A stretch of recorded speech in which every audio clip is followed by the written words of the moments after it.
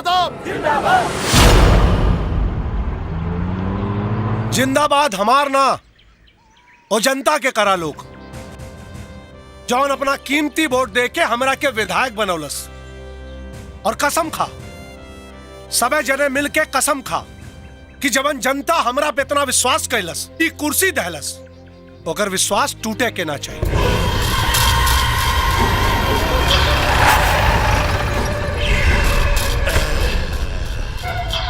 संग्राम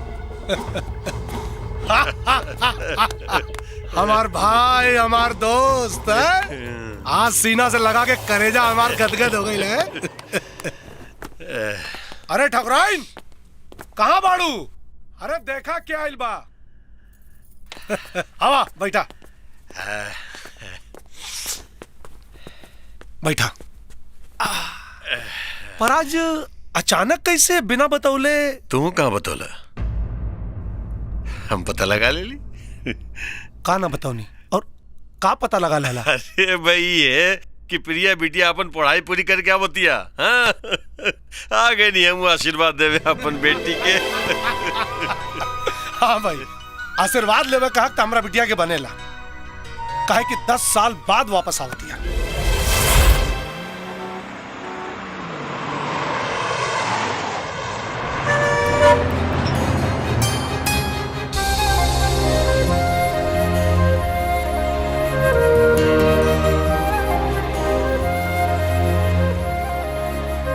बिटिया ये देख के बड़ा खुशी भई कि तू 10 साल विदेश में रहले के बावजूद भी तू अपन भाषा विचार और संस्कार ना भूलेलू।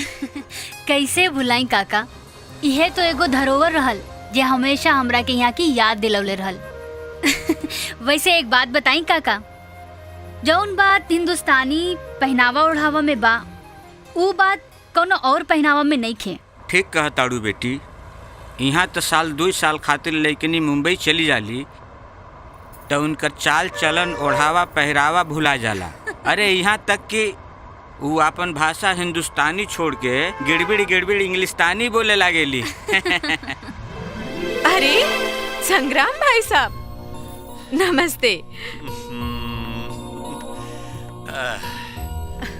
नमस्ते नमस्ते भाभी जी नमस्ते। रहुआ तो एकदम में भुला गई नी, आज अचानक कैसे याद आ गई? अरे भाभी जी याद तो उनकर आवेला जिनका भूलल जाला। हाँ आप लोग तो हमरा दिल में बसल बानी भाई। अच्छा ठीक बा, रहुआ लोग बतियाई, हम चाय नाश्ता लेके आवतानी। ले आवा जल्दी पहुंचाई। और सुनाओ संग्राम, काम काज कैसन चलत बा? अरे मर्दवा काम काज के तो मत पूछा, अब तो सब काम काज हमर बेटा रंजीते संभाल ले बा। रंजीत? रंजीत इतना समझदार हो गए बा कि काम काज संभाल ले? हाँ, अरे भाई वो तो प्रिया बेटी के आवे के खुशी में मंदिर गई हवे पूजा करे। मंदिर? इस शैतान के घर में साधु कहाँ से पैदा हो गए ले?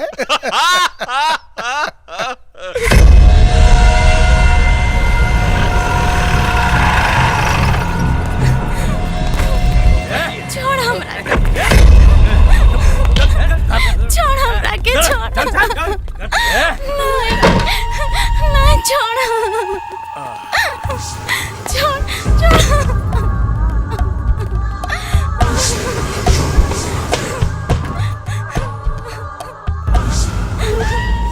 कारे तोरा के हमेशा उठवा के मंगवाए के पड़ेला। अपने से ना सके रे? छोटे सरकार, हमरा से ऐसन कौन गलती हो गई बा कि राउर 3 महीने से हमरे इज्जत के तार तार कर रहल बानी? आखिर हमार कसूर का बा? कसूर तोर ना, कसूर तोर जवानी की बा।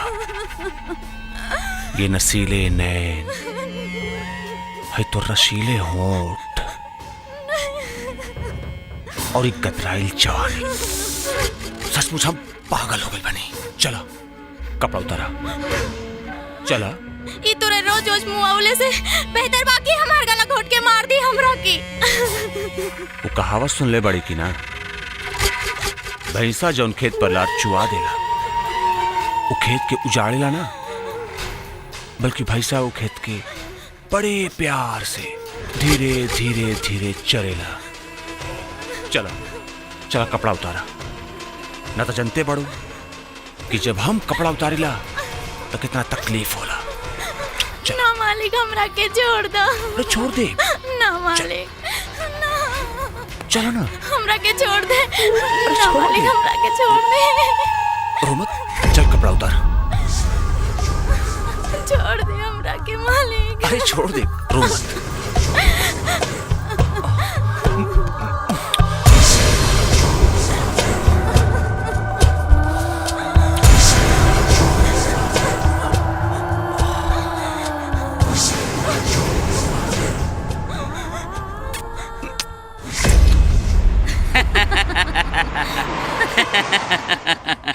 अच्छा चाचा, हाँ? एगो बात बताई। बोला।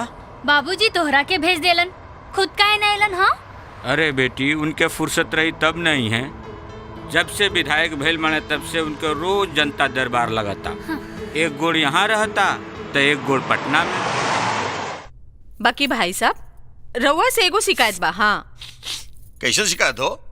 रउआ तब्बे आवेली जब ठाकुर साहब घर में रहले। वैसे तो रउआ के दर्शन दुर्लभ हो जाला। हाँ अच्छा ही बात है। तब आपके शिकायत तब हमेशा खातिर दूर हो जाई। वो कैसे? अरे मर्दवा, बचपन में कई मंगनी याद बा कि नेता बनला के बाद से भुला गेला तू। कैसन बात करता रहा संग्राम? अपना हाथे से प्रिया और रंजीत का मंगनी कहनी, वो भुला सकीले का हम? हाँ, अतः कोनो बढ़िया सा मुहूर्त देख करके अब वो दोनों के बियाह करा दा। हाँ। फिर तो हमेशा अवल जवल लगबे करी ना। मालिक मालिक मालिक, बड़ा गजब हो गई मालिक।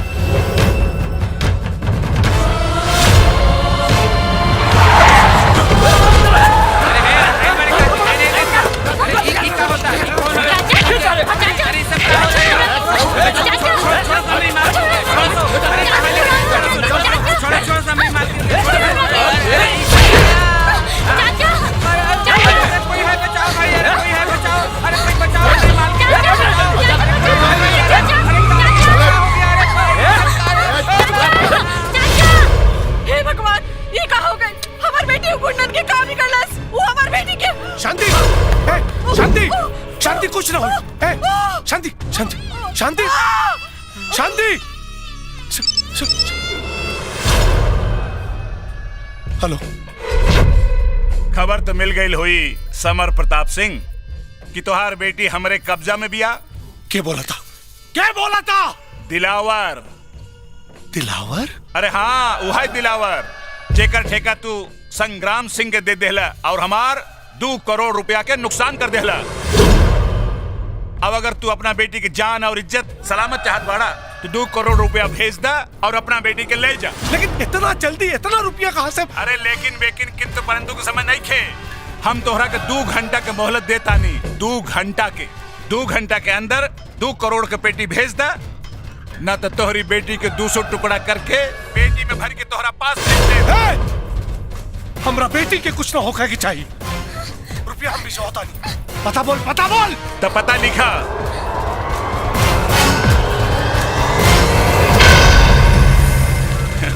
जब सीधी अंगुली घी ना निकले तो अंगुली टेढ़ी करे के पड़ेला। हे मगरुआ। जी मालिक। अरे जो कोनो नाचे वाली के बंदोबस्त कर। अरे 2 घंटा पास करे के बजो। अभी जात बानी मालिक। हाँ, जो जल्दी।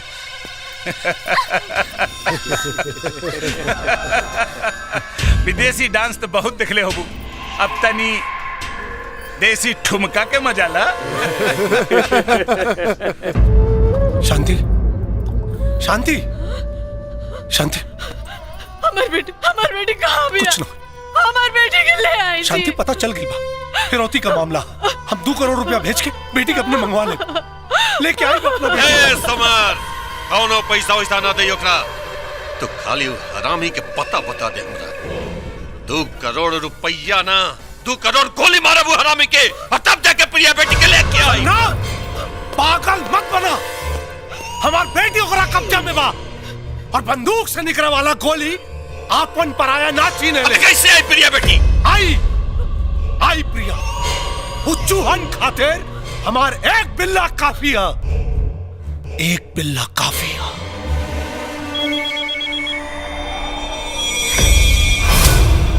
प्रणाम बाबूजी।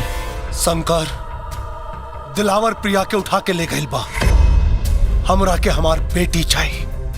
और तिलावर के मौत शमशान बना दे ओकरा अड्डा के। जी बाबूजी, काम हो जाए।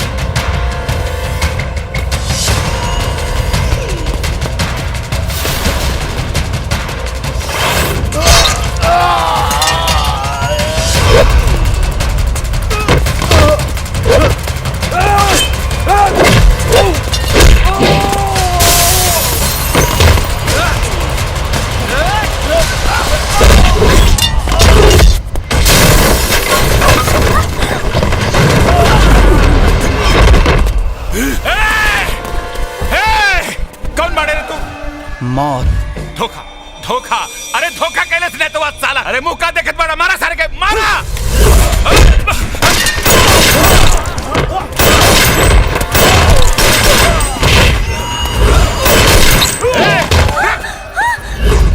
न तो लड़की के गटा ही रहते। फेंक, अरे फेंक रिवॉल्वर, फेंक।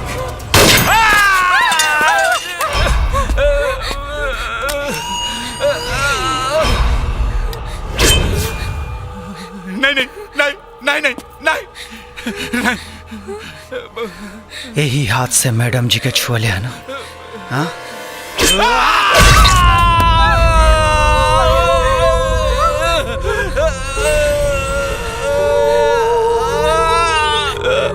नहीं नहीं नहीं नहीं नहीं, तू हमरा के मत मारा, ले जा लड़की के, हमरा के पैसा ना चाहिए, ना चाहिए हमरा के पैसा। शंकर के सिर्फ एक आवाज सुनाई देला, बाबूजी की आवाज, और बाबूजी के आदेश बा तुहार मौत।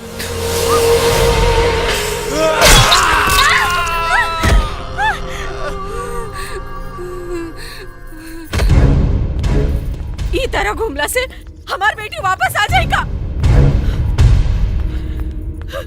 हम कहा तानी पैसा काहे ना भेज देनी, एक आदमी की भेज देनी। अरे अपहरण करे वाला लोगन के पास बड़का गिरोह होला, और भाई साहब जात रहलो तू नौ के रोक देनी।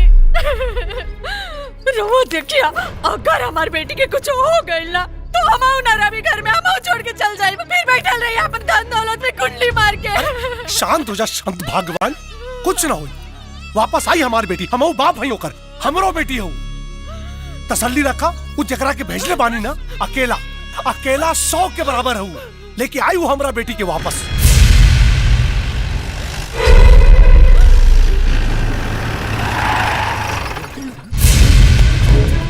शांति, प्रिया, प्रिया, प्रिया, प्रिया, प्रिया बेटी, ये खून कैसे?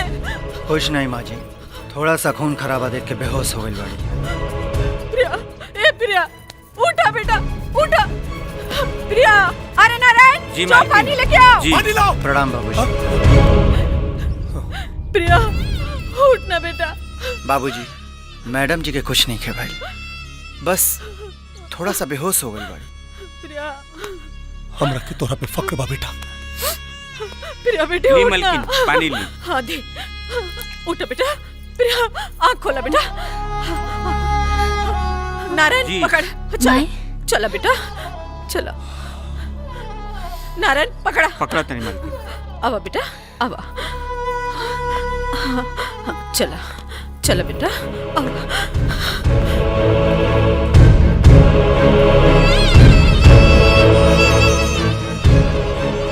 अच्छा बाबूजी, हम चलत तानी। ठीक बा बेटा। प्रणाम।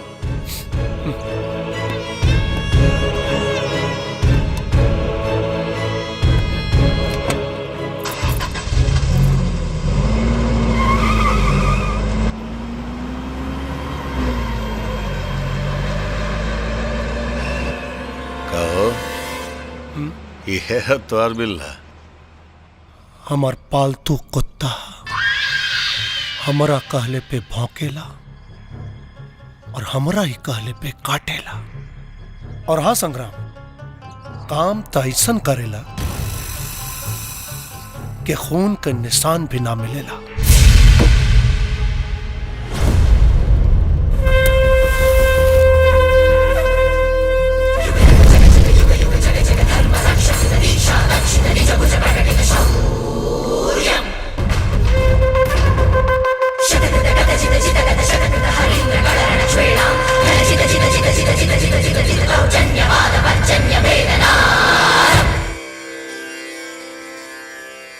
बुझाता आज फिर कहीं से नरसंहार का क्या होत बाड़ा। ये कैसन जिंदगी बना लड़े बड़ा शंकर, इंसान काटे वाला कसाई के। सोचा शंकर कुछ अपने जिंदगी के बारे में सोचा। गुल्लू, ये जिंदगी सोचे खातिर ना, बाबूजी के हुक्म माने खातिर मिलल बा। बाबूजी के हुक्म माने खातिर। केहू के हुक्म और एहसान तरे लाश के ढेर और खून के नदी ना बहावल जाला शंकर, बल्कि एहसान पूजा समझ के चुकावल जाला। और जहां बात पूजा किया जाला ना, वहां ये तरह पाप के काम ना कइल जाला। पाप कहा पुण्य कहा हमके कुछ याद नहीं खे। याद बात उस सिर्फ मासूम बचपन, ओला बरसावत उ बरसात और ठंड से किकुरत उ रात, भूख से सूखल अंतड़ी और प्यास से फाटली होठ। अगर बाबूजी ना रहते ना तो आज भी पड़ल रहती कोनो गली कूचे में। अगर बाबूजी तोहरा खातिर कुछ कइलन तो तू उनके खातिर बहुत कुछ कइला।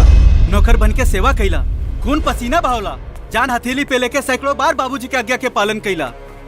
घर से लेके विधायकी के कुर्सी तक के रास्ता के कांटा साफ कइला। ये का है? ये एहसान ना है तो का है? एहसान का बदला एहसान होला शंकर, जिंदगी ना। अब अहिन भी वक्त बा, छोड़ दे खून खराबा और शादी ब्याह करके अपन घर बसा ले।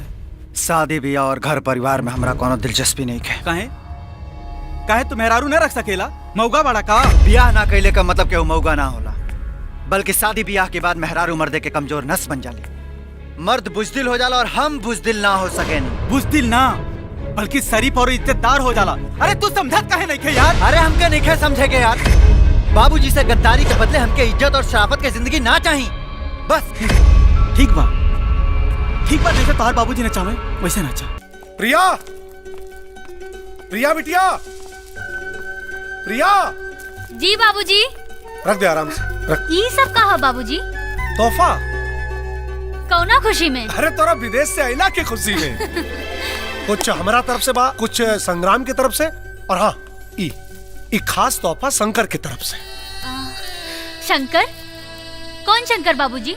वो है जौन तोहर अपना जान बिखेल के जान बचौलो।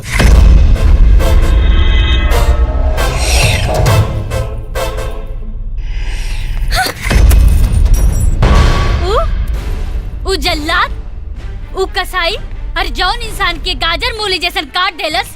नफरत करेला इस आदमी से हम बाबूजी। ए बेटा, अगर उन्हान के गाजर मूली की तरह ना काटत ना तो उस साले तोरा के काट देते। कैसे काट देते बाबूजी?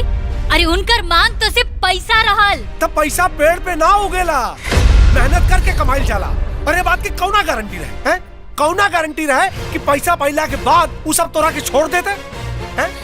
ए बेटा सुना, वो इंसान ना जानवर रहले सन, और जानवर के ही भाषा में समझावे के पड़ेला।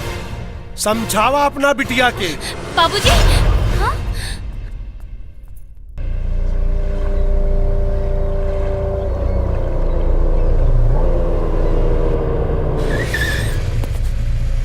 ए, चल जीप हटा रास्ते से। ए, रुक, चाय पी ले तब हटाई। कौन हवे रे? अबे गाड़ी हटा ले। वो विधायक के आदमी हवे शंकर, और वो बहुत खतरनाक आदमी है। अरे तो हम कौन शरीफ आदमी हैं? वो विधायक के आदमी है ता हमहू संग्राम सिंह के आदमी हई। अब मरवली से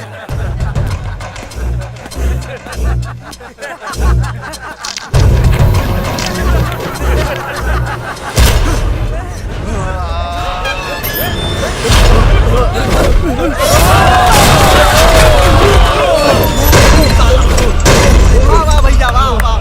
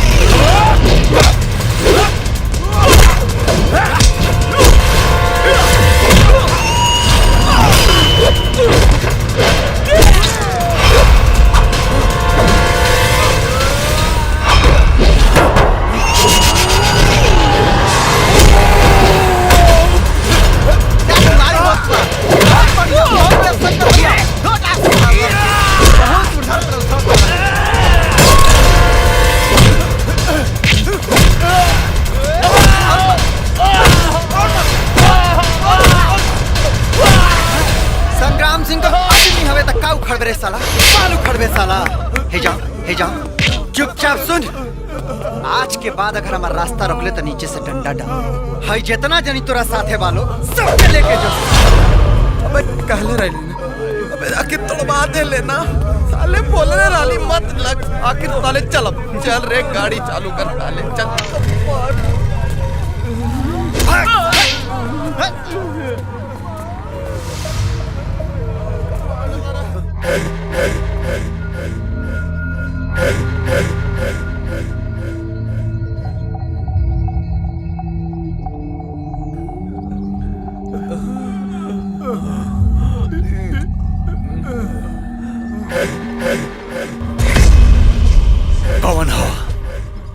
कौन हो साला गुस्ताख जौन अपन मौत के न्योता दे देलस। छोटे मालिक को विधायक के आदमी शंकरवा है।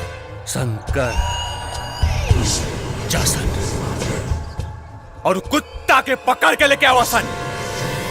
हमू तो देखी कि उस साले का पिछवाड़े में कितना दम बा। जासन रुक जो।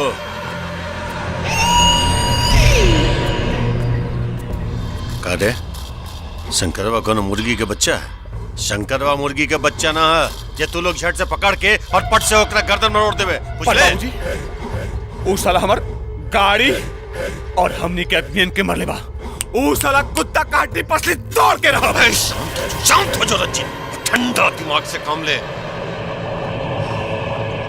देख ऐसा कोनो हरकत मत करती है जोना से तारा और प्रिया के रिश्ता में कोनो फर्क पड़े बेटा। लेकिन बाबूजी लेकिन ना जोना कले चुपचाप बात मान।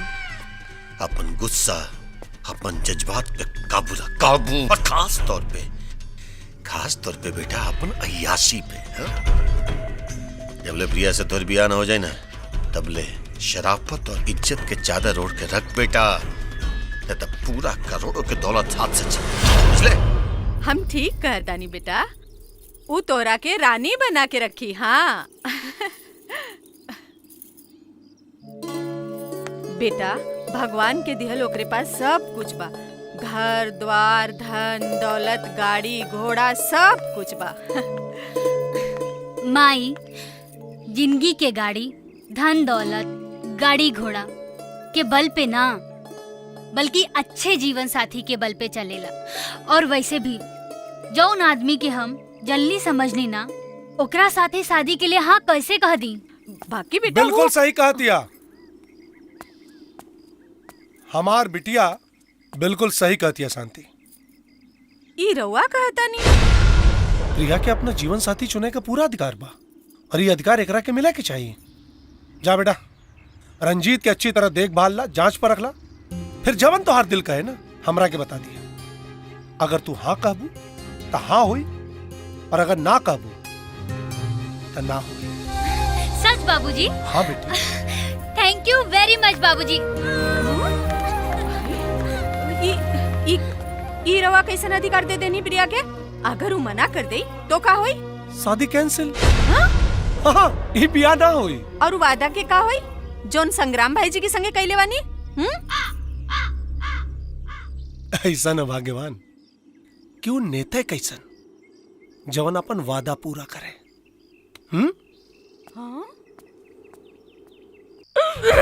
चल चल भाग यहाँ से। बाबूजी। हट हट हट हट।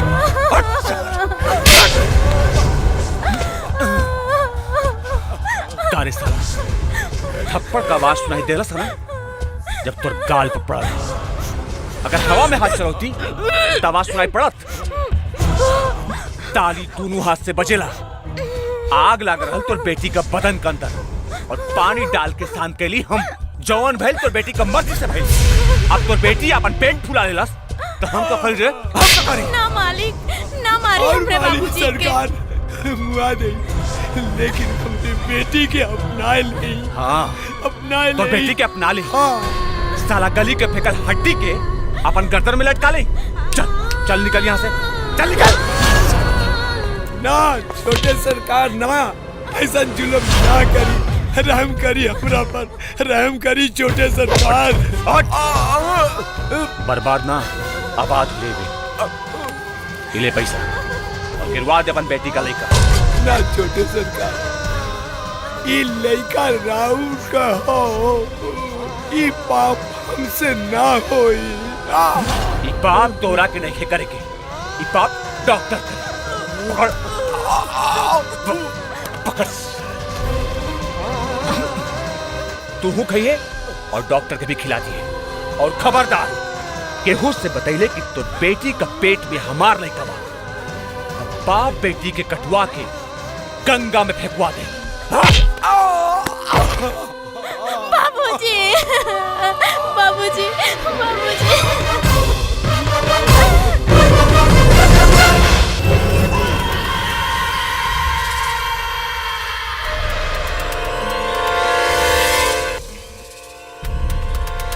सब गुड़ गोबर हो गई। इतना मना कहला के बाद भी सला उहे भैल जौना बात के हमरा डर रहे। अरे साला अपन आदत से बाजी नहीं बतू। तारा सारा कुकरम ना पूरी अपना आंख से देख लेलस। अगर बाप आके साला शादी तोड़ देलस, अरे करोड़ के दौलत गई तर हाथ से। ऐसे कैसे चल जी बाबूजी, रउआ चिंता मत करी।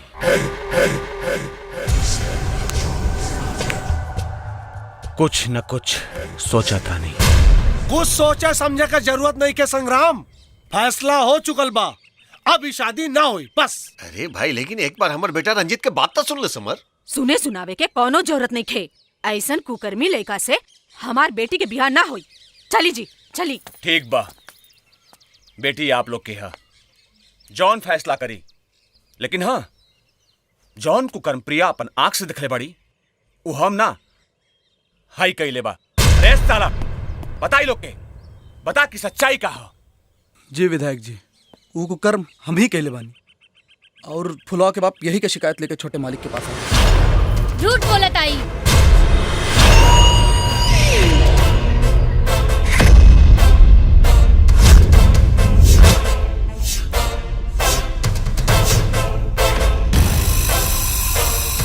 तब बतावा फुलवा कि ऊ कुकर्मी के हवे, हरिया या रंजीत?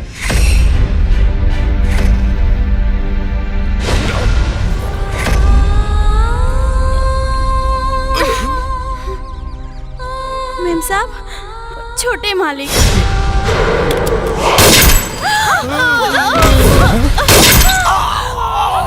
ए मंत्री, बाबूजी, जब हमारे सर पर खून सवार हो चला तब अपन बाप का भी नाश हो गया।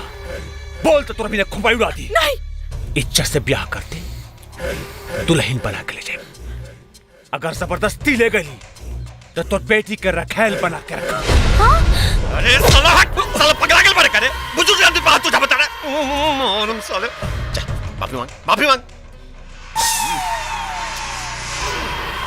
अरे माफी मांग समर बाबू से, मांग माफी, माफी मांग समर साहब से। अंकल अंकल हमारे को माफ कर दी। हम बोल रहे पापी बाटी, कुत्ता बाटी, कमीना बाटी, हमके मारी अंकल, अंकल हमके मारी मारी मारी मारी अंकल, हमके मार दी, गोली मार दी, गोली मार दी अंकल, हमके मारी ना अंकल, हमके गोली मारी। हट, शरीफ आदमी के हाथ में बंदूक दे बताड़े, पगला गिलवाड़े, कुछ वैसे आवाज नहीं किया। लाई समर बाबू।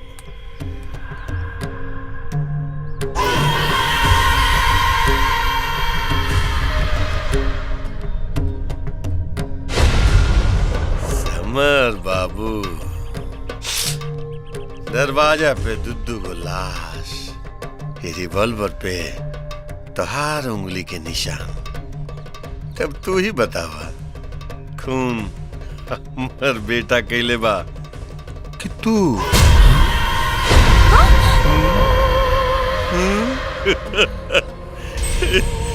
समर बाबू देखे, भला ये में बा कि हमर बेटा रंजीत के तो अपन बेटी प्रिया से ब्याह करा था। बात ऐसे कैसे तब जाए? हाँ, नहीं तो काल के अखबार में काम अखाई हेडलाइन छपी कि समर बाबू के घर से 2 लाश बरामद और समर बाबू खूनी। 2 दिन के बाद हम 6 का लेके आए ब्याह। चल रे बेटा।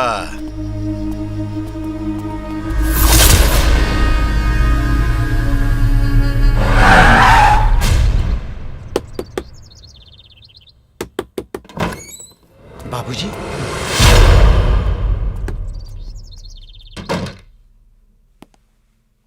बाबूजी, आप अचानक से यहाँ? कोनो बात रहला तो हमके बुलवा ले रहती। आप आवे के कष्ट काहे कहीं? बात दरअसल हमरे मान और सम्मान पे आ गई बा, इसे खुद चल के आवे के पड़ल। आदेश करी बाबूजी, खुद के गर्दन कटवावे के बा कि दूसरा के काटे के बा? दोनों को जरूरत पड़ सकेले, काहे कि सवाल हमरा बेटी के जिंदगी के बा। बात दरअसल ही बा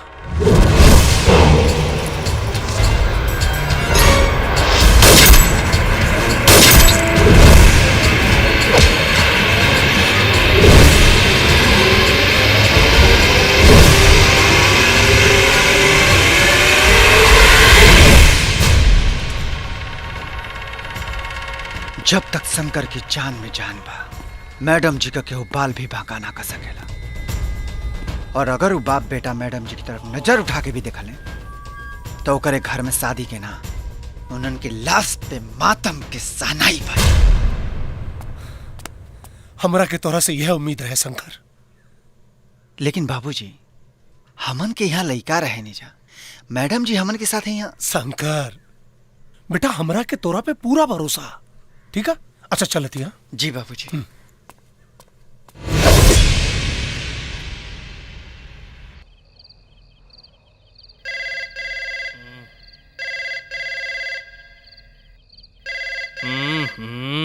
दारू ठीक से नहीं के पिए दे।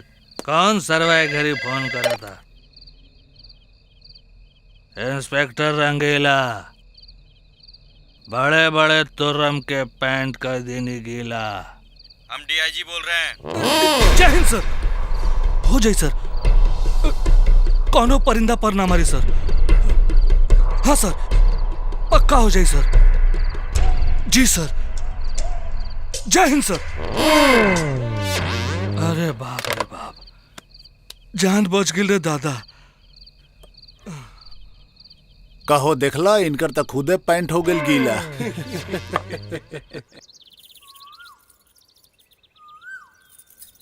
जय हो तुलसी मैया, हमार घर परिवार की रक्षा करिया, सब खुश रहे। भाभी जी प्रणाम। प्रणाम भाभी जी। प्रणाम। भाई साहब, ई सब का बा? शगुन? अरे शादी के शगुन। बुला इस समर के। भाई साहब, बाकी वो तो पटना चल गईलन। पटना का है? वो कहत रहलन विधानसभा के सत्र चालू बा, जरूरी काम बा, जाए के पड़ी, सवेरे ही चल गईलन। कोई बात ना, चली प्रिया बेटी के बुलाई। ही शगुन होकर हाथ में दे दे। कहो पंडित जी, हाँ हाँ सगुन तो बिटिया खातिर आइल बा। हाँ बाकी भाई साहब वो तो प्रिया के भी संगे ले गेला। प्रिया बेटी के साथ ले गए लेकिन का है?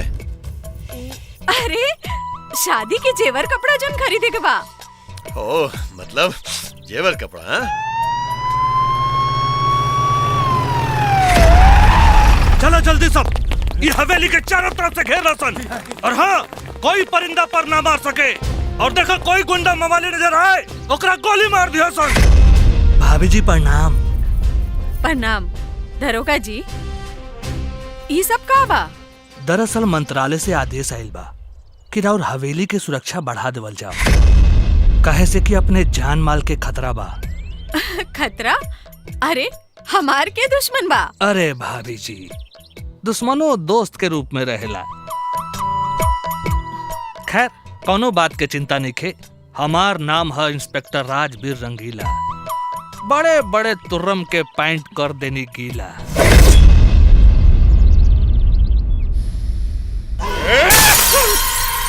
चल गए साला।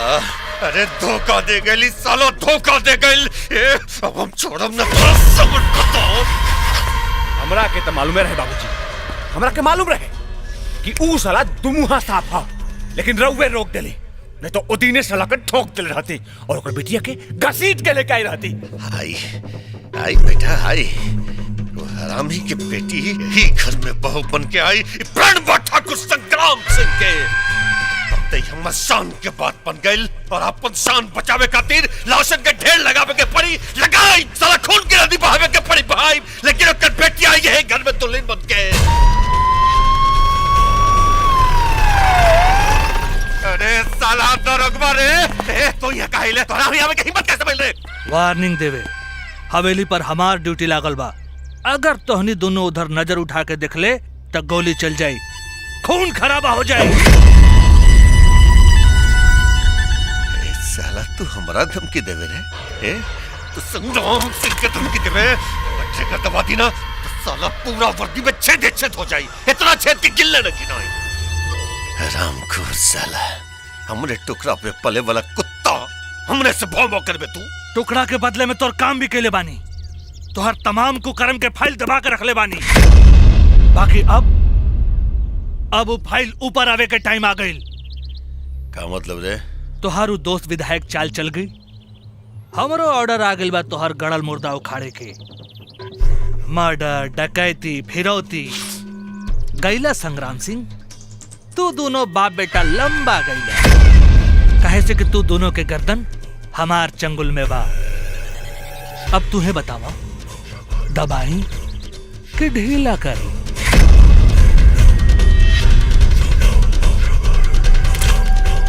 जितना मुंह खुलवे उतना मिल जाए रे। ई भइल काम के बाद। और हाँ, एगो पते के बात बतावा तनी। तोहार दोस्त विधायक अकेले पटना गइल बा, ओकर बेटियों हवेली में नइखे। पता लगावा, ढूंढा ओकरा के। अच्छा हम ढूंढी, हम ही पता लगाई तो तू का ओल चोथवा? ओल ना चोथब, हमहू पता लगाई आ तू दोनों भी पता लगावा, ठीक बा? साला हरामखोर दरोगा। रंजीत। जी बाबूजी। देखो विधायक की बेटिया कोना बिल में भी है। हाँ ये बिल हा, मुर्गी के दरबा। यहाँ तो हम एक पल ना रुकब और एक जानवर के साथ तो बिल्कुल ना। मैडम जी, यहाँ जानवर ना इंसान रहेले। अच्छा, तू अपने आप के इंसान समझत बाड़ा। अरे तू ता जानवर से भी गैल गुजरल बाड़ा। यहाँ तो पता ना कैसन कैसन बास आवता। हमार तो दम घुटत बा, हिजा दम घुटत बा।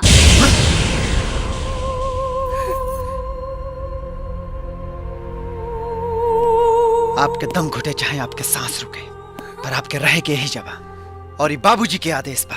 आदेश माय फुट। अगर हमरा के मालूम रहत के हमरा के ई मुर्गी खाना में रहे के बा त हम बाबूजी के आदेश कबो न मनले रहती। हम यहाँ ना रहब और हम आपके यहाँ से जाए ना दे। अच्छा, तू रुकबा हमरा के?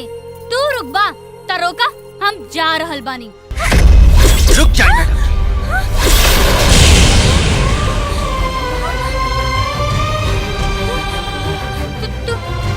तू हमरा के मरबा? हाँ? हमरा के मरबा तू? अरे हम अपनी आप के मार ले मैडम। प्लीज मैम साहब मान जाई, वरना ही अपन जान दे दी। जान दे के भी बाबूजी के दिहल वादा के टूटे न दे।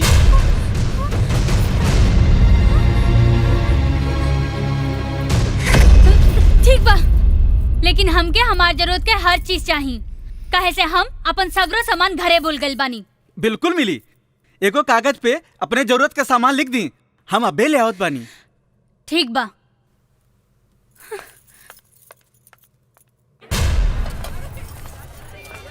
ए सुन, एकरा के कहीं देखले बाड़े? नहीं। ए, एकरा कहीं देखले बाड़े? नहीं। ए, रुक। का बात बा भाई? ये लड़की के कहीं देखले बाड़े?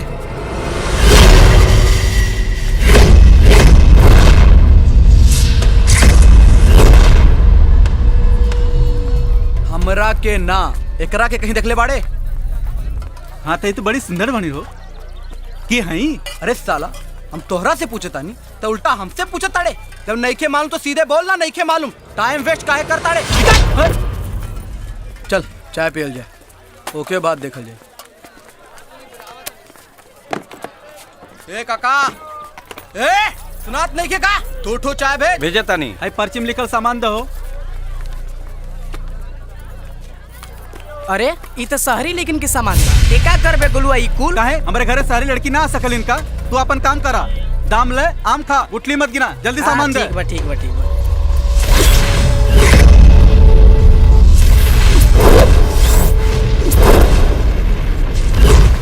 अबे ये तो शंकरवा की दोस्त हवे। देख बितासा की दुकान पे। चल पीछा करल जा, चल।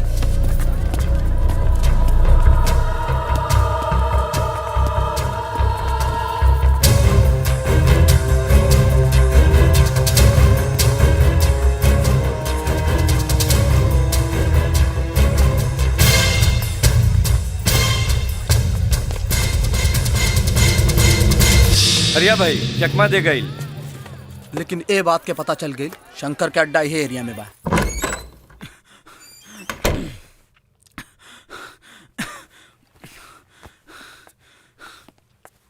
अरे गुल्लू, ऐसे कहाँ फदड़ा? कोनो साढ़ पीछे पड़ गया का? साढ़ ना शंकर, कुत्ता। कुत्ता? हाँ, संग्राम सिंह के कुल कुत्ता पीछे पड़ गई लान। वो कुल तोहरा के कहाँ बैठा गई ना? मैम साहब के फोटो लेके चारों तरफ ढूंढत बाटे। एकर मतलब वो यहाँ भी आ सके ना सा। गुल्लू, ऐसे पहले कुल यहाँ हुआ सा, हमन के जगह खाली करे के पड़ी। ठीक बा। जा मैडम जी से कहा अपन सामान बांध ले। सही बा। आज ही जगह खाली करे। ठीक बा ठीक बा। मैम साहब अपन सामान सब पैक कर लें, जगह खाली करे के बा। काहे?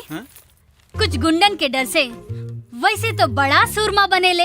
हाँ, 100 पे अकेले भारी पड़ेले। अब का डरा गईले? जाके पूछा। ठीक। मैम साहब पूछत बानी, डेरात काहे बाने? हम डेरात नहीं खे गुल्लू, यहाँ तो जे आई वो अपनी जान से जाई। बाकी बार बार खून देख के उहे बेहोश हो जाली, जो कह दे उनसे। ठीक बा। मैम साहब खून देख के आप बेहोश हो जाली? खून देख के ना, एगो कसाई और जानवर देख के। जो जाके बोल दो। मैम साहब एगो कसाई के देख के बेहोश हो जाली। गुल्लू, ए समय मैम साहब एगो जानवर है, एगो कसाईये की छत्र छाया में बाड़ी। जाके बोल दे उनसे। अरे बस करी लोगन, जाके बोल जाके बोल। हाँ, हम कौन धोबी के कुत्ता है का? चल फैसला तो हम लोगन, जाते रही हम अपन काम करे। छोटे मालिक आ गए। कारे हरिया, कुछ पता चलल? कुछ नहीं छोटे मालिक। जैसन की तू बतौले रहले कि शंकरवा का दोस्त लड़की का सामान खरीदे बाजार में आई रहे। एकर मतलब लड़की शंकरवा का साथे भी आ। गली गली चप्पा चप्पा छान मारा सन। पता लगते ही हमरा के खबर कर। आई मैम साहब खाना खा ली, ना तो ठंडा हो जाई। ली शंकर भैया, तुहन लोगन खा ली, हम बाद में खा लेब। आज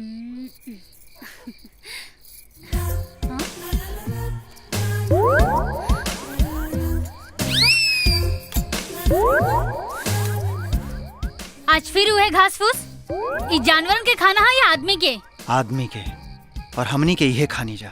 हम ई घास फूस ना मटन चिकन खाई ले। लेकिन हम तो शाकाहारी हैं, मटन चिकन ना बनावे आवेला। अगर ना बनावे आवेला तो लेके जाओ ई खाना। ई कुल हम ना खाए। मैडम जी, हमन के आदमी समझी चाहे जानवर, 2-4 दिन आपके और रहे के बा तो जौन बात उन खा लें। हम ना खाए।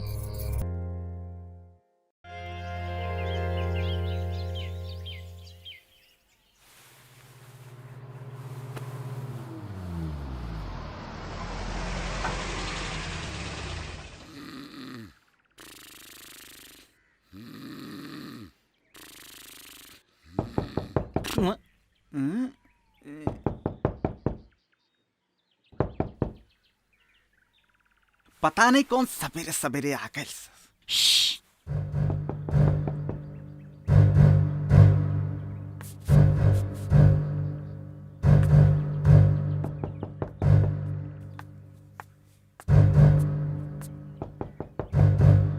हे गुल्लू, दरोगा आइल बा, जाके चटाई पे सो जा। जा।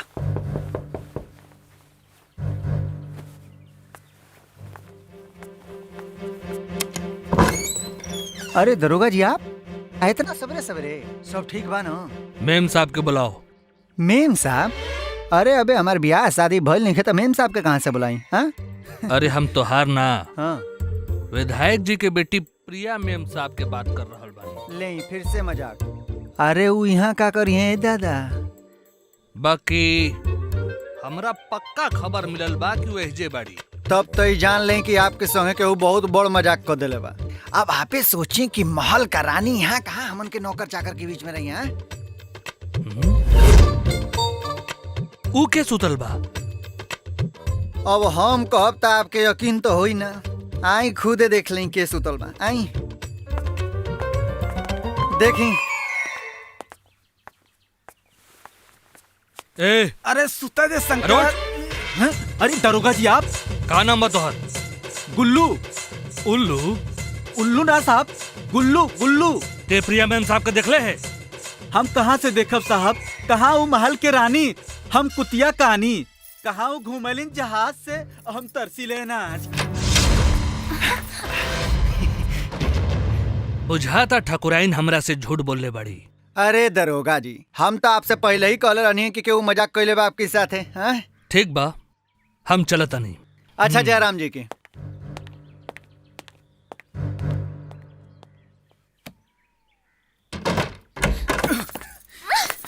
काहे रोकला हमरा के? शायद हमार माई कोनो संदेश भेजले हुई है। अरे कोनो संदेशा उन्देशा ना भेजले रहली है। आई ललवेजा सूंघे खातिर। सूंघे खातिर काहे?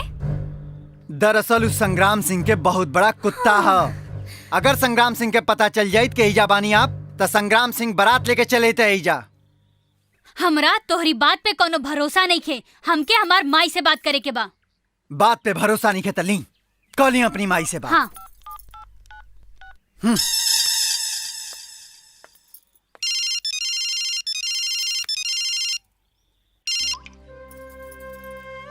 हेलो।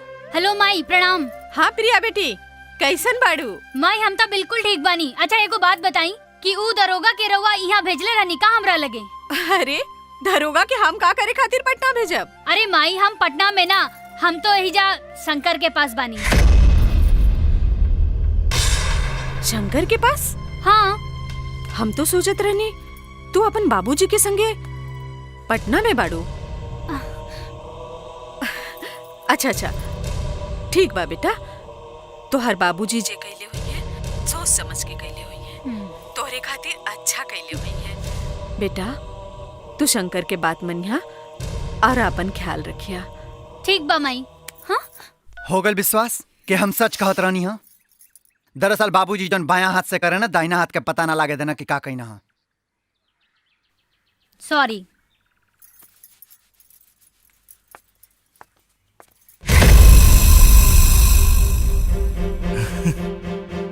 दरोगा से दुगले।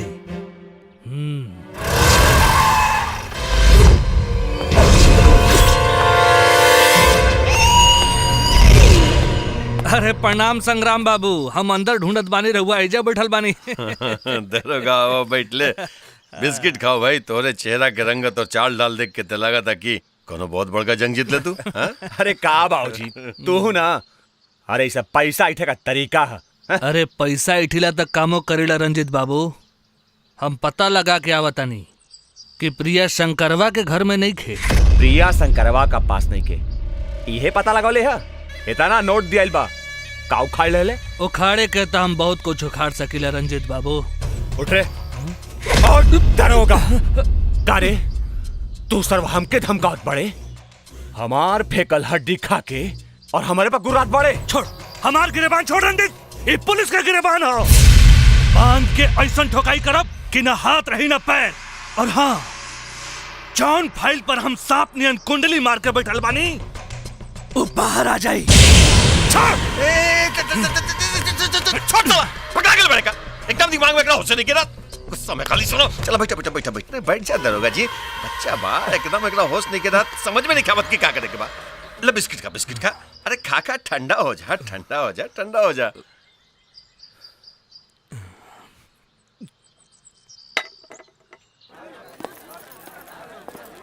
हरिया भाई, 2 दिन हो गल फील्डिंग लगावार, शंकरवा ना लोकल।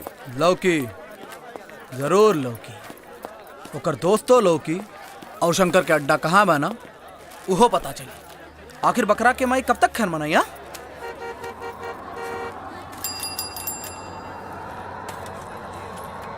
देख देख देख, विधायक की गाड़ी है। हाँ यार, ये तो विधायक है, लेकिन विधायक का घर तो यहरियन बा। ये गलियों में कहाँ जात पड़े? चल चल पीछा कर।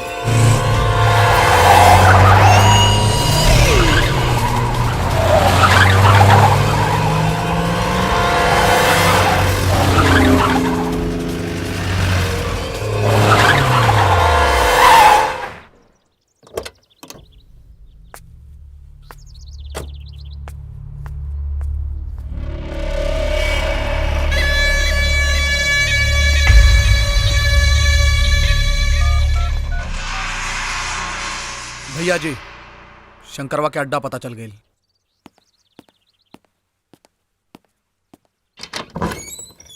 अरे बाबूजी प्रणाम। जी अतरा। बाबूजी बाबूजी कैसन बानी बाबूजी? हम ठीक बानी, तू? का बाबूजी हमरा के कहाँ छोड़ के चल गई निहा? इ मुर्गी के दरबा में। बेटा कुछ जरूरी इंतजाम करे करे। अब हो गई ना, हमरा के यहाँ से लेके चली। वैसे भी हमार तो यहाँ दमे घुटा था। बस बेटा 1-2 दिन, बस 1-2 दिन के बाद बा। पहले वो बाप बेटा के जेल भिजवा दी, ओकरे बाद तू आजाद पढ़ो, जहां मन करे घुमा। हमार बच्चा।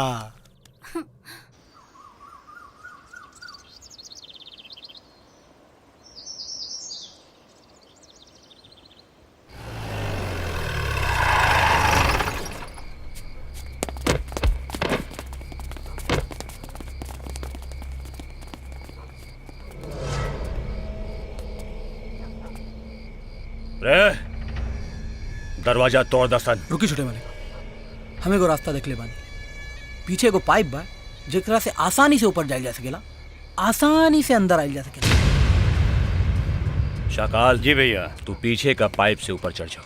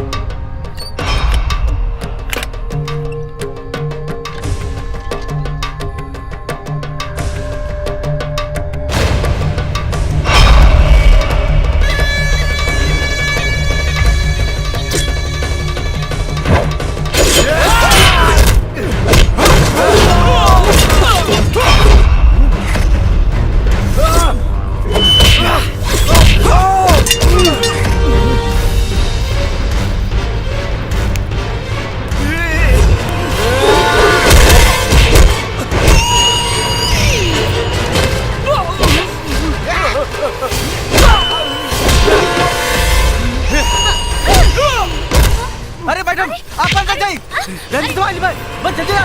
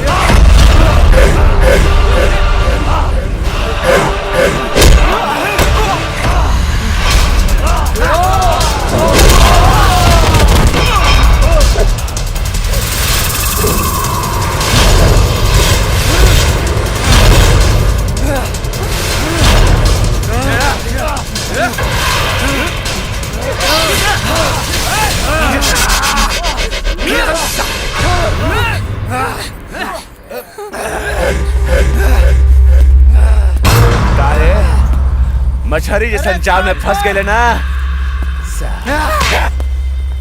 अगर मैडम जी के छू देले तो काट दे साले तोरा के। छोड़ रे साला। अयो दादा। चल चल चलो चलो चल चल बहुत चल बहुत छुप रहे चल छोड़ हमरा के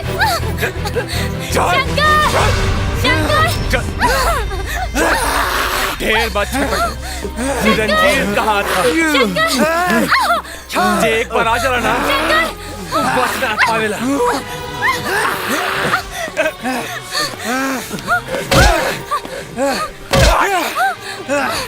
अगर मैडम जी के कुछ हो गया तो साला जमीन में जिंदा गाड़ दे।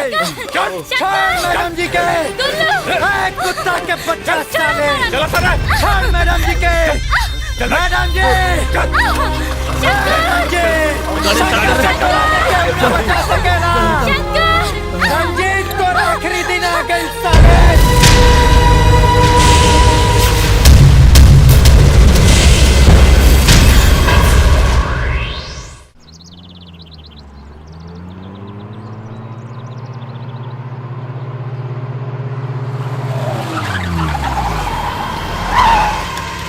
रुकी अंका के चेक करा। आराम से पूरा बढ़िया से चेक कर लो भाई। देखो कोनो कुछ हथियार उठा तो नहीं क्या? हो गए मिलल जरूरी बा। जाए समर प्रताप। समर प्रताप। संग्राम सिंह इस साला एजा का करे आइल बा। ए जी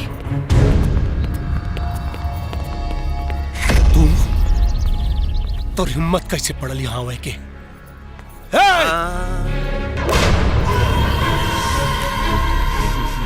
कुछ बोले के पहले तनी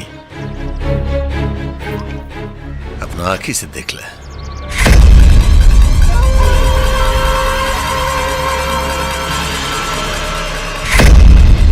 प्रिया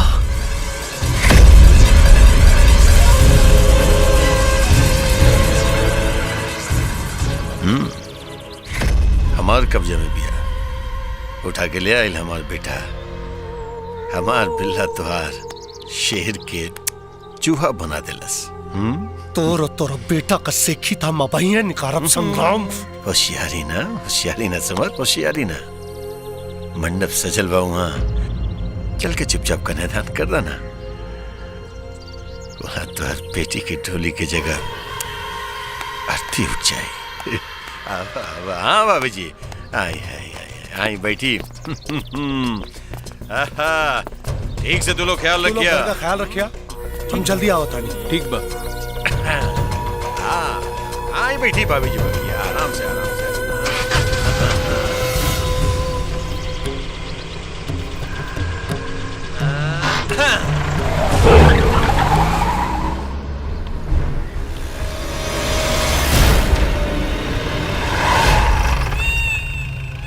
अरे साला, ये दोनों दुश्मन एक साथ कहा जाता। जरूर दाल में कुछ काला बा। देखल जाओ। ओम नमो भगवते वासुदेवाय, ओम नमो भगवते वासुदेवाय। रंजीत बाबू, कन्या के बुलाई। रे प्रिया के लेके आवासन। वो अभी तैयार नहीं खे मालिक, कैसे बोलाई?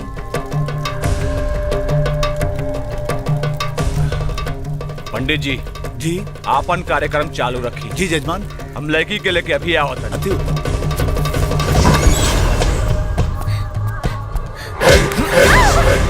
कारे तैयार काहे ना फैली? सीधी तरह शादी का जोड़ा पहन ले और चुपचाप तैयार हो जाओ, न तो बिना शादी का सुहागरात मना दे। हम कौनो कीमत पे शादी के जोड़ा ना पहनब। तू भले हमार जान लेला। तोर जान ना ले, अपन 3 दर्जन आदमियन के तोरा ऊपर छोड़ दे, जो तोर इज्जत के कुत्ता जैसे नोच नोच के खा जाइए।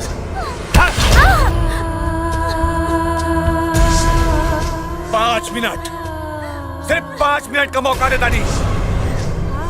तैयार करके शादी का मंडप में लेके आवासन जल्दी।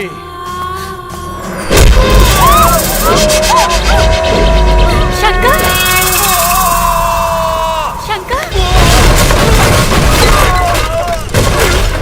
मैडम जी, ये क्या करता?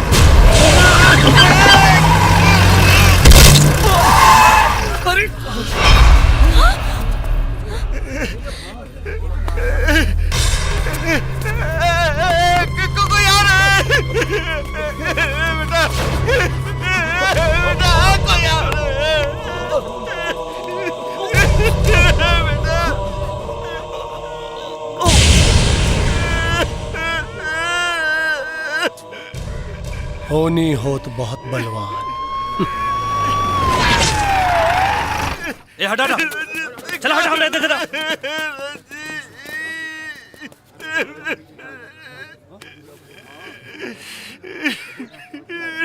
ई तो एक्सीडेंट के केस हो। का हो संग्राम बाबू, अपना बेटा के खुदे मार देला, चढ़ा देला एकरा ऊपर गाड़ी। धारा लगी 302।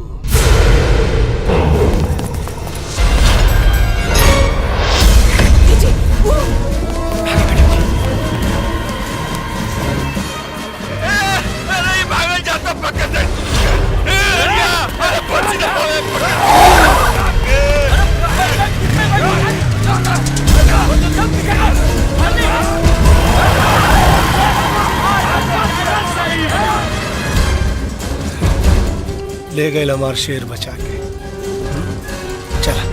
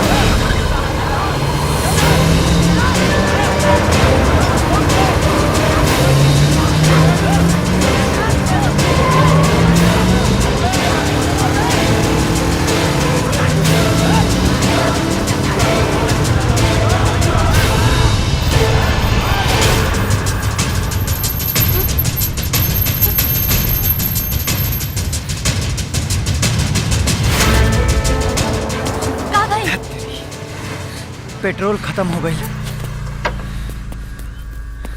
भागी मैडम जी, भागी।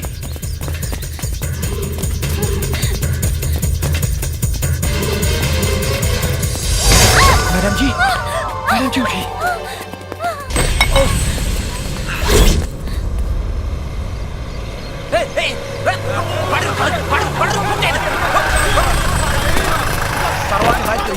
वो सरवा ही कहीं चला चला और आ जा और आ जा और आ जा मुड़ा।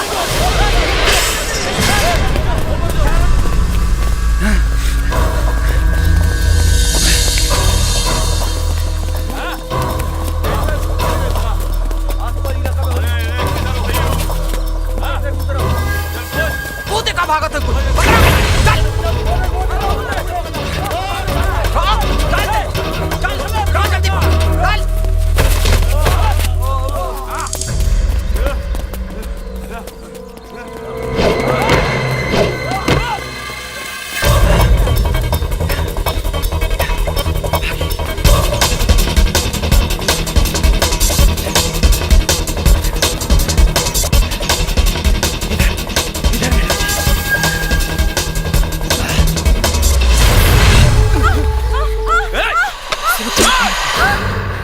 हमारी मैडम जी के जान के खतरा बा।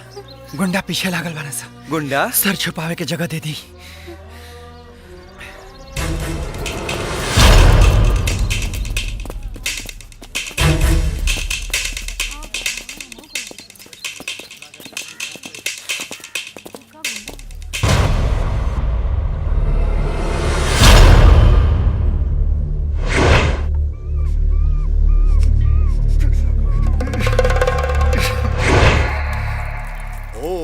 तस्य श्री रंजितस्य अमुक गोत्रे गंडक नदी तटे साधकर्म करिष्यामि।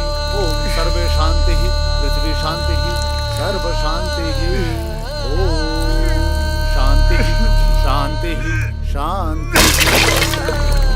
ओम अस्य मुखाग्नि। ओम अग्निज्योताभ्यो नमः। ओम ग्रामज्योताभ्यो नमः। ओम स्थानज्योताभ्यो नमः। ओम पंचतत्व सविनस्यः अग्नि मुखाग्नि का संसार संपूर्ण। तोहार तो पूरा वंश खत्म हो गया संग्राम सिंह। एकरा के काल जाला भाग्य। तू जौना पंडित के अपना बेटा के ब्याहे का मंत्र पढ़े खातिर बुलौले रहला ना, उहे पंडित तोरा बेटा के दाह संस्कार का मंत्र पढ़ा था।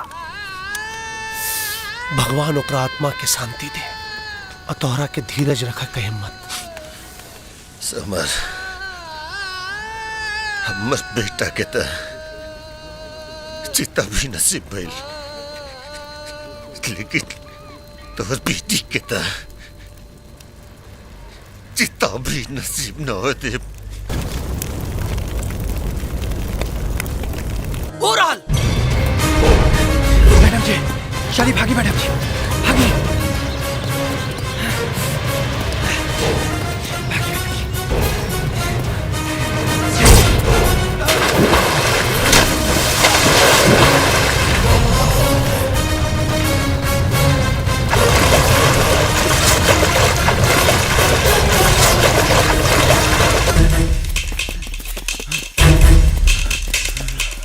लगा था कुलहीन जंगल में घेरला, जंगल के चारों तरफ से। चलो कुलहीन, चल चल।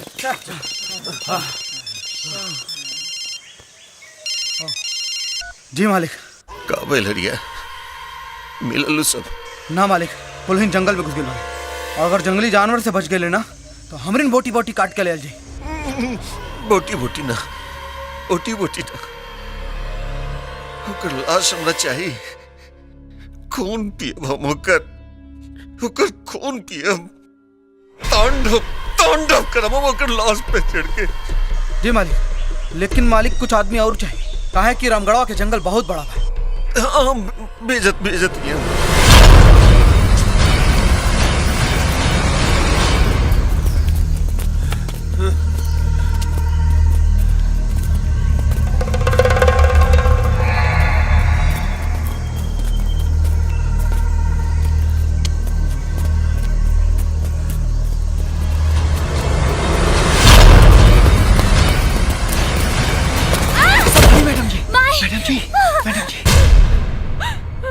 पता ना हमार बेटी कहाँ और कौन हाल में हुई। ये सब ना रहुए की वजह से भइल बा।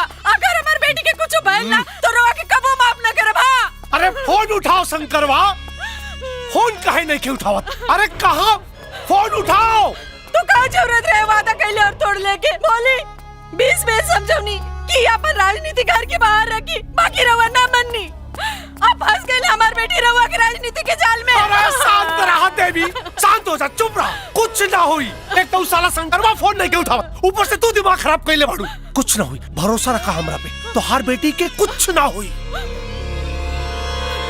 ए दरोगा सुन, ए संग्राम सिंह के गुंडा हमरा बिटिया के पीछे लगल बाड़े। अगर हमरा बेटी के कुछ भइल न साले तो ओकरा साथे साथे तोरो उल्टी गिनती शुरू कर दे। इंस्पेक्टर रंगीला, हम करब तोर पैंट गीला। अरे कैसन बात करत तनी विधायक जी, सवेरा होके दी पूरा पुलिस फोर्स ओकरा पीछे लगा दे। ओकरो से ना मिली ता आर्मी फोर्स लगा दे। अब अरे जवन करत बने कर, लेकिन बिटिया चाहिए हमरा के। रहुआ लोगन के बड़ बोली अपन पास रखी, हमरा के ना चाहिए। हमरा के हमर बेटी चाहिए बस। एक तो रात के समय बा, ऊपर से एगो जवान लड़का के साथ हमार बेटी भी है। अगर कुछ हो हवा गइल तो हमें कहीं मुंह दिखावे के लायक भी न रहल जाए। अरे शुभ शुभ बोला महारानी, शुभ शुभ बोला।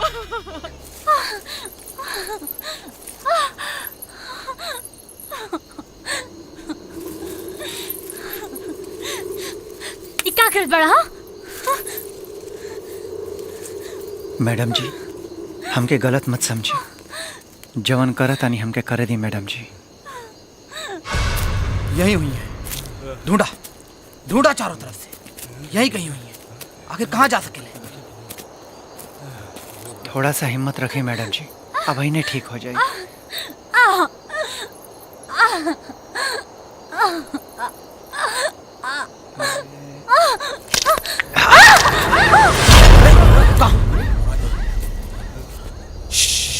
वो हरिया बाड़े, ये हरिया बाड़े, जा तू हरिया जा और तू हरिया जा।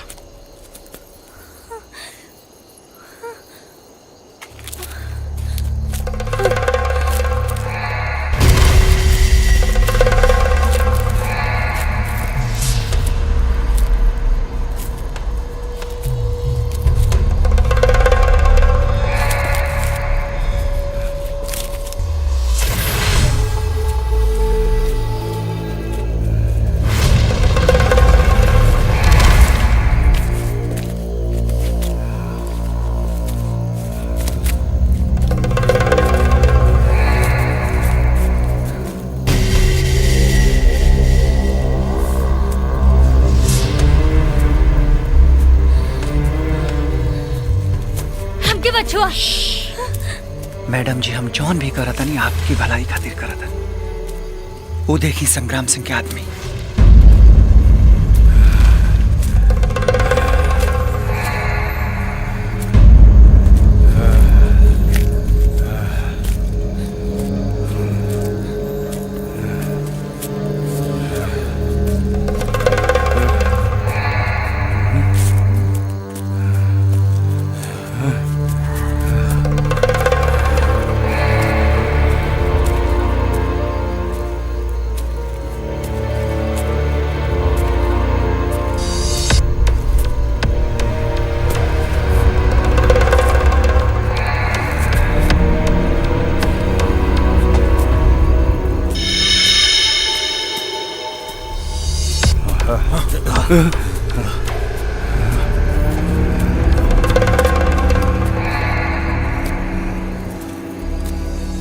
मैडम जी मचान चलिए ऊपर बैठा दिए आपके।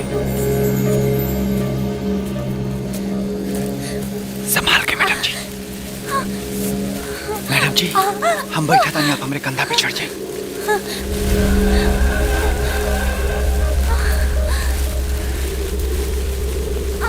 संभाल के मैडम जी, संभाल के।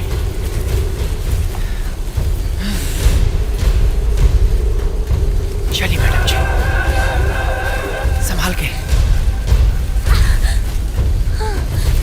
हिम्मत रखिए मैडम जी। मैडम जी संभाल के।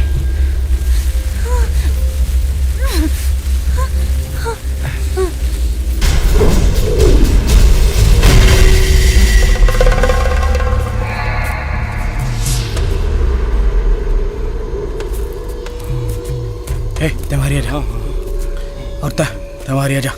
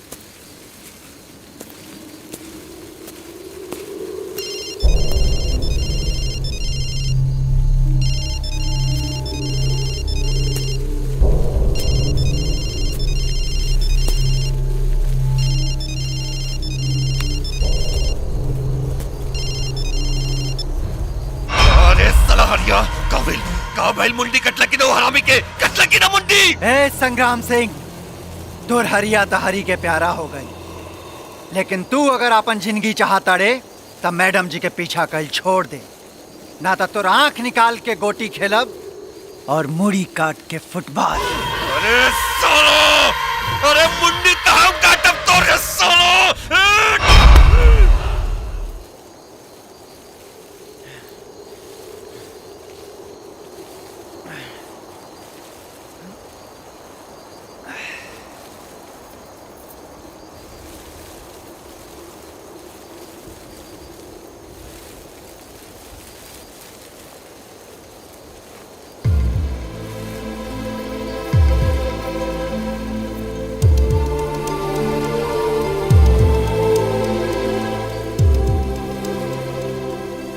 मैडम जी, आप ऊपर ही सुत रहे हैं, हम जाके नीचे सुत जाता नहीं। रहुआ बिल्कुल मत घबराई मैडम जी, सवेर होते हम आपके ले जाके बाबूजी के पास छोड़ दे।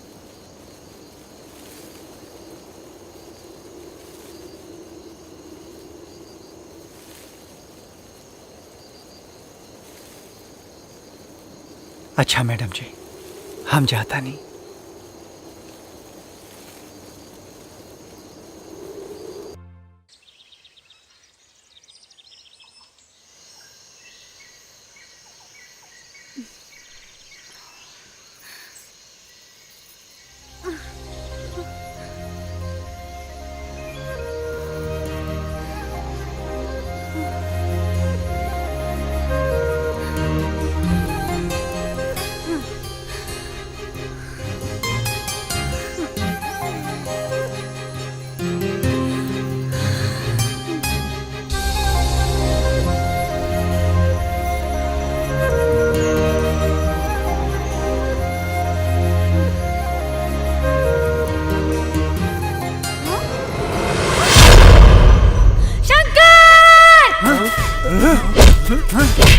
अरे शंकर, ई का करत बड़ा? गुल्लू, ई गुंडा ना, ई विधाई जी के आदमी हमें। बाबूजी के आदमी? और तू यहाँ कैसे? शंकर, तार फोन ना लागत रहल। अरे यार, हमार फोन कहीं गिर गया यार। तब तय बाबूजी परेशान होके हमरा के फोन कैलन और ई लोगन के साथे भेजलन, तब हम पता लगावत यहाँ आ गईनी। तब बाबूजी काहे ना आइलन?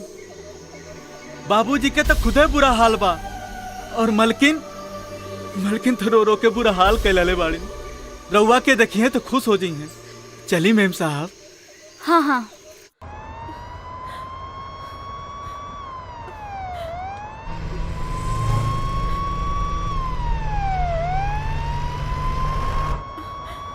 ए जी, फोनवा करी ना। फोन उठाओ शंकर, फोन उठाओ।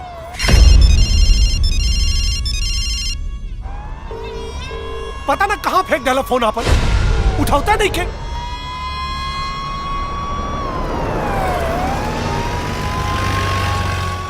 ए जी, हाँ लगाई ना एक बार और। अरे लगावत तो बाड़ी पर, जब उठाता नहीं के तो क्या करिए हम? चलिए एक बार और लगाई। अरे तय चलो भाई।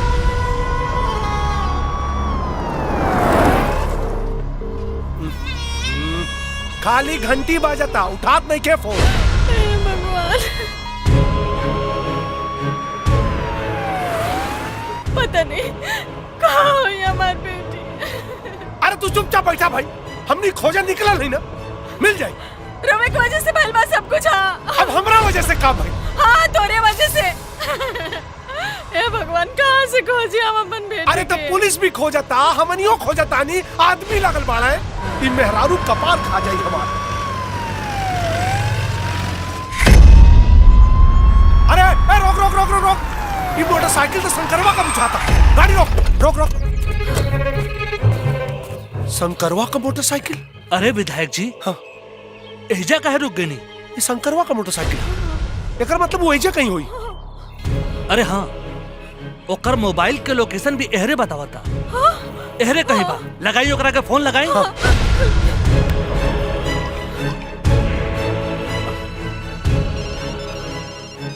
यहाँ से घंटी का आवाज आवता। आओ चलिए।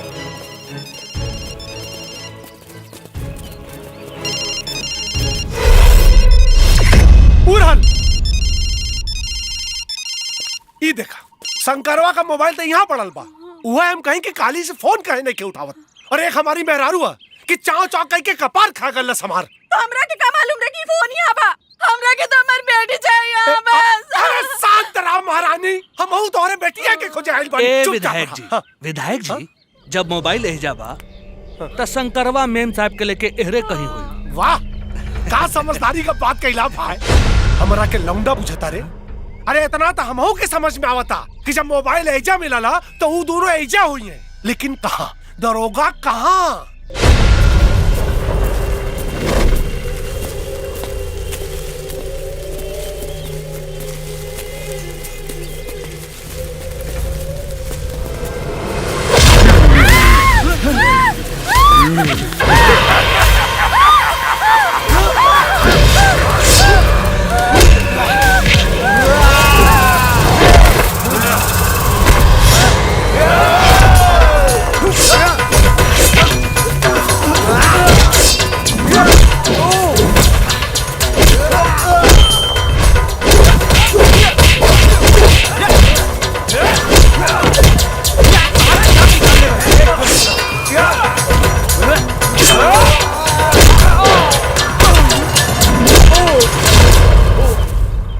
ए लड़की के कहीं देखला लोगन?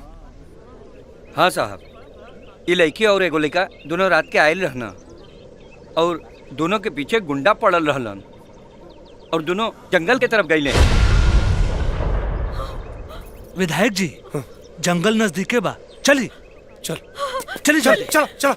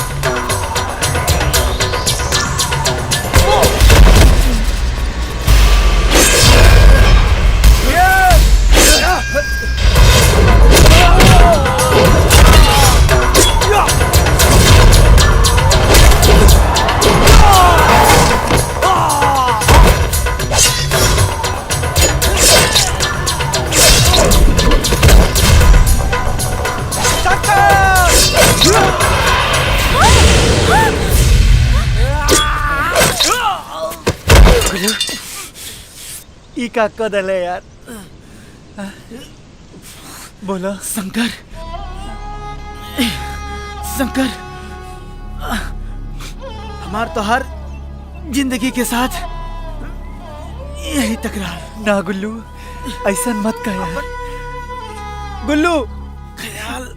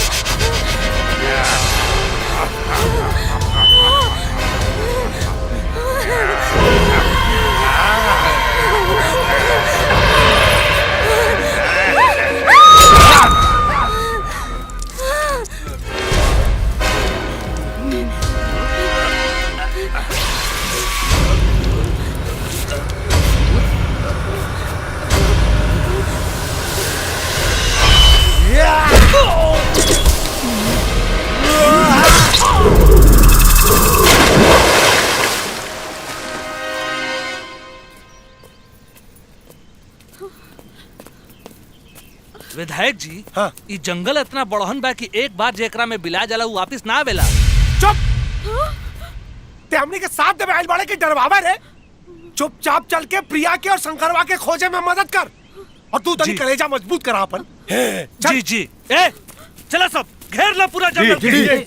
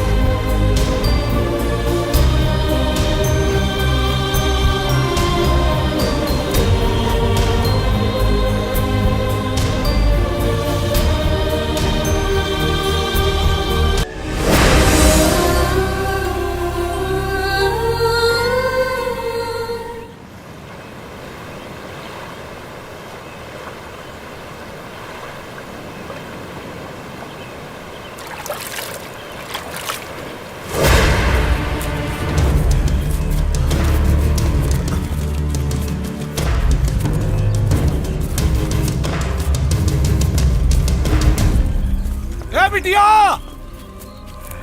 शंकर, प्रिया, प्रिया।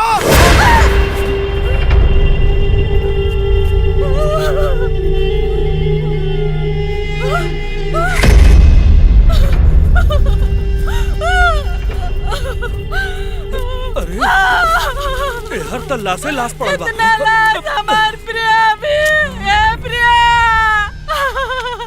अरे तू चुप रहा।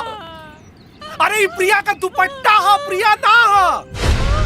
इतना लाश लौका तो प्रिया बा कहीं, शंकरवा बा कहीं। एकर मतलब वो लोग जिंदा बाड़े। हाँ हाँ चल चल दरोगा चल। अब चला। प्रिया, प्रिया, शंकर, प्रिया, संभाल के चला तनी। ऐसे नीचे देखी। प्रिया,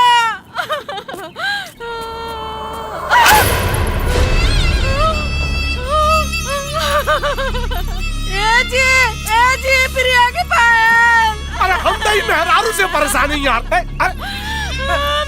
अरे सुना, देखा लड़की की गोर से भागा में कहीं गिर गई होई पाए। नहीं हमार प्रिया। तोहार बिटिया जिंदा बा, तसल्ली रखा तू। अते हमारा पाचे पाचे कहाँ चलता रे? और तो पुलिस वाला कहाँ बड़ा है?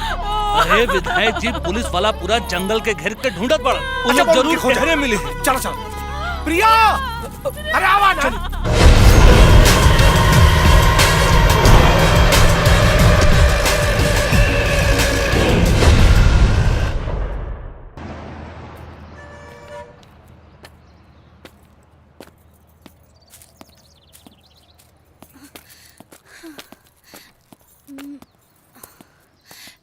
शंकर, शंकर, रुक जा शंकर।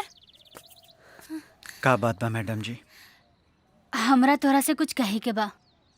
का कहल चाहतनी? कहीं हमके तोहरा से प्यार हो गइल बा। का? ये ना हो सकेला मैडम जी। काहे शंकर काहे? हम तोहरा आंख में प्यार के समुंदर और धड़कन में मोहब्बत के आवाज महसूस कर ले बानी। फिर ई इनकार काहे?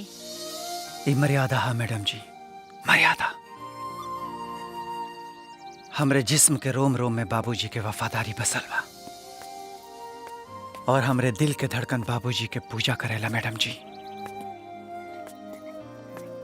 आप बाबूजी की अमानत हैं और हम बाबूजी की अमानत में खयानत ना कर सकेनी मैडम जी। हमके माफ करी मैडम जी, चलिए।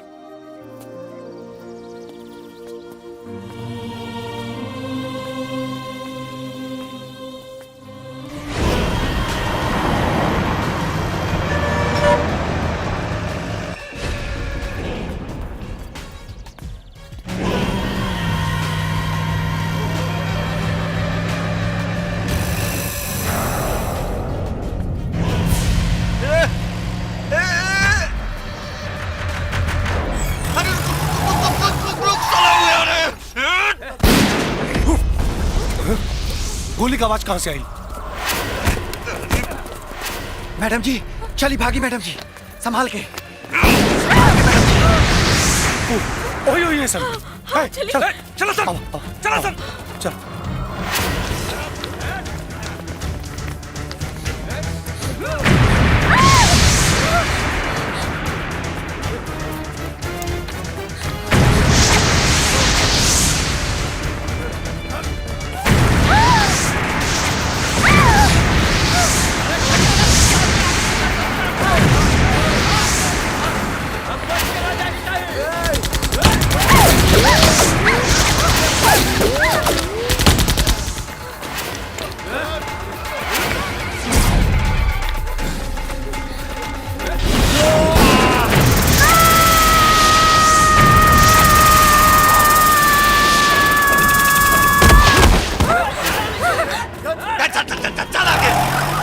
मैडम जी उठी, उठी मैडम जी।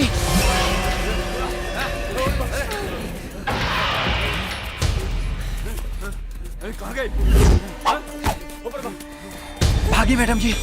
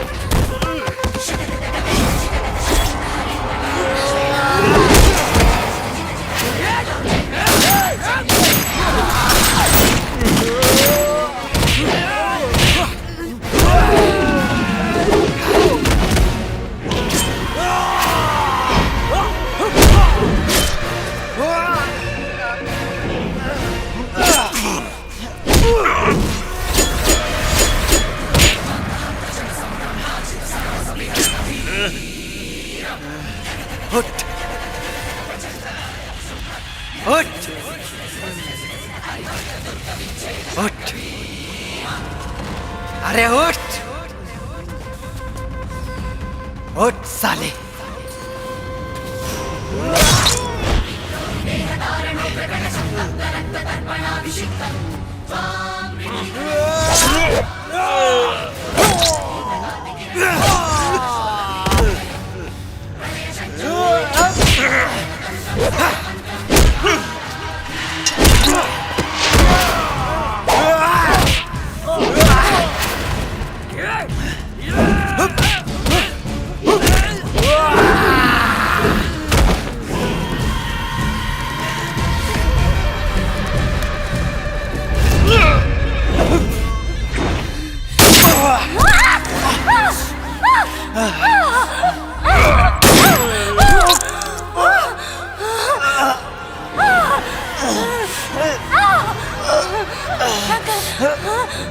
मैडम जी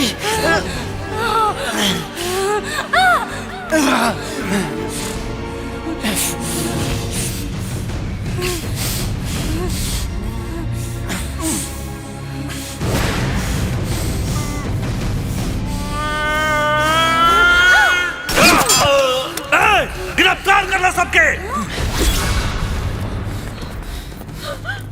बाबूजी बाबूजी पकड़ो सबके। बेटे पकड़ो। संग्राम सिंह, अब तो हर खेला खत्म हो गए। तो भी दुश्मनी करे लगले। ई वर्दी कानून के दोस्त होला, गुंडन के ना। ए जी देखी खून। अरे भाई अरे तू सुआ बाहर में रख ले रहलू का। बाबूजी। जब देखा नौटंकी। चुप चुप 2 मिनट चुप रहा, बात करा था बेटी से। ए बेटा कैसे लगल रे? कुछ ना बाबूजी, गोली छू के निकल गई। हाँ गोली छू के निकल गई, कुछ ना पहले बेटी के, कुछ ना। चल चल। तू ठीक पड़ू ना? हाँ भाई।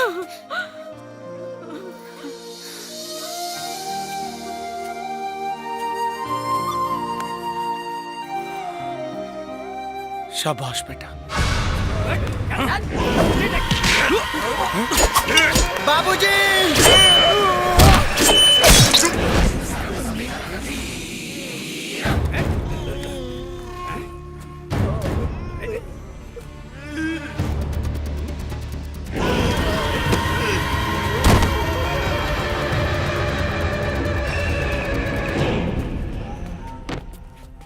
मर गई साला, जैसन करनी वैसन भरनी।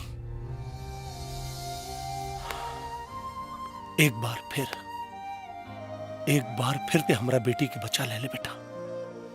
जियत रह। अच्छा बाबूजी, अब इजाजत दी हमके। प्रणाम। खुश रह बेटा, जियत रह। चलत है मालकिन।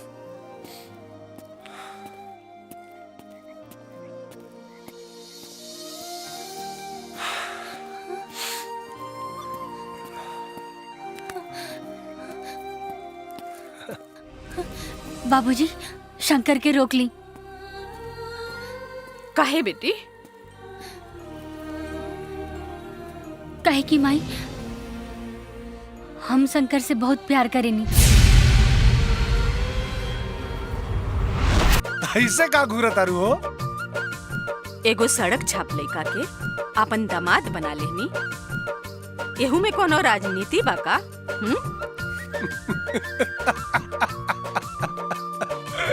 ना ना टकराइन, एमे कौनो राजनीति ना बा।